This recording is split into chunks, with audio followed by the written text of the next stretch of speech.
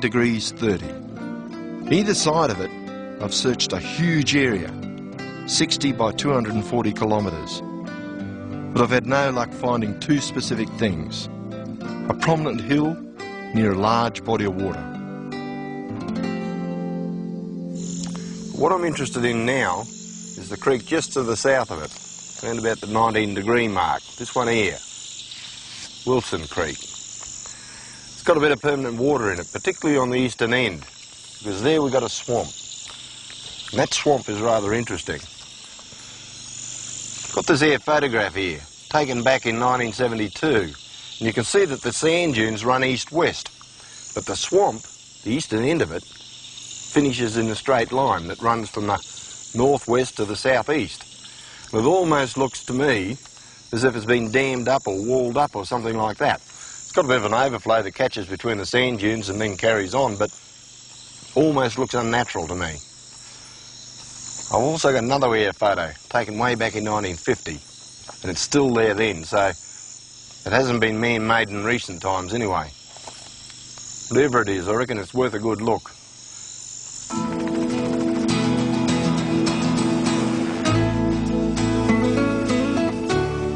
This is it. It's what I call hands-on research. Nothing beats actually getting out there.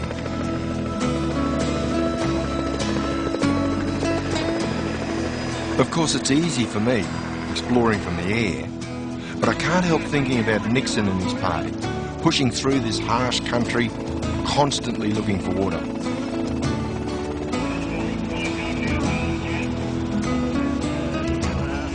As we approach the swamp, I wonder, could this be the spot Nixon reached 160 years ago?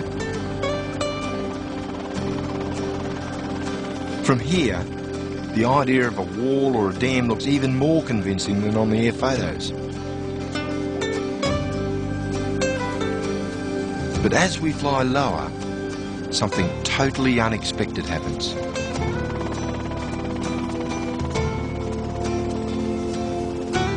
Well, there's that patch of dirt that I thought, on the air photography at least, looked a bit like a mound of earth, but as you can see, it's as flat as a pancake. Bit deceptive though, because over here on one side we've got high vegetation, and right here we've got brown earth poking through.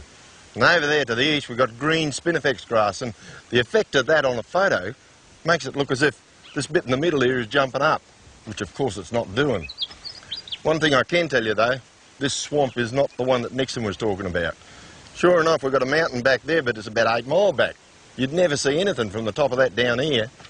But it does show you one thing. Here in the desert country, you can get big mobs of water, just like this lot here, and exactly the same sort of thing that Nixon was describing.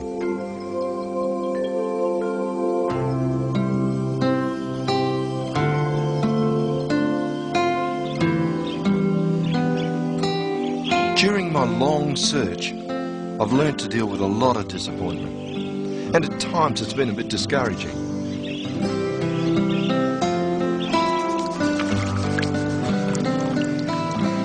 But as I backtrack through Western Australia, I'm nagged by other things that I've found that support the idea of a lost colony.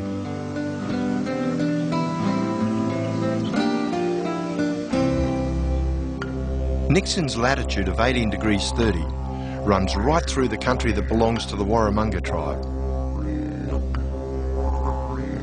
This tribe was one of a number that the anthropologists Spencer and Gillen studied during the early part of this century. In their notes, I found a couple of interesting things about the Warramunga people. For instance, Warramunga men pluck their facial hair, making their beards quite distinctive. To me, this profile reminds me of a Dutchman from an earlier time.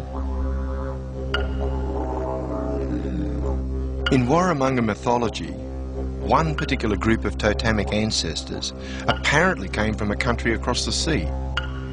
Now, the Dutch told Nixon that their ancestors were from a distant land across the Great Sea. I have to wonder, were the Warramunga people possibly influenced by Dutch neighbours for 170 years?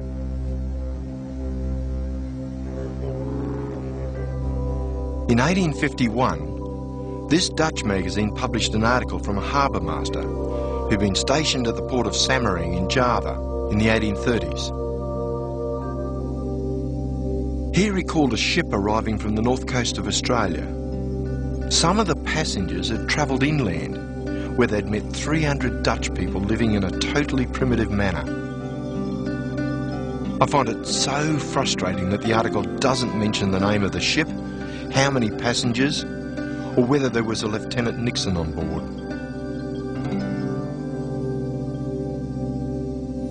You know, you've really got to ask yourself the question, is this story true? And the number of times I've asked myself that, I hate to think. But when you read the extract from his journal, you can't help but be sucked in by it, but believe that it is true because the detail he's put in there, etc., makes it very, very realistic. And one of the things that I really find interesting is that in the beginning, when he first sees these Dutch people, he's very excited. He thinks it's terrific. It's a new civilization for him. But after staying there 8 days, all that's changed. And he's quite discontent about the whole thing. He reckons they're mismanagers and ignorant, and he wants out of there. He wants to go back to his ship and clear off back to Singapore.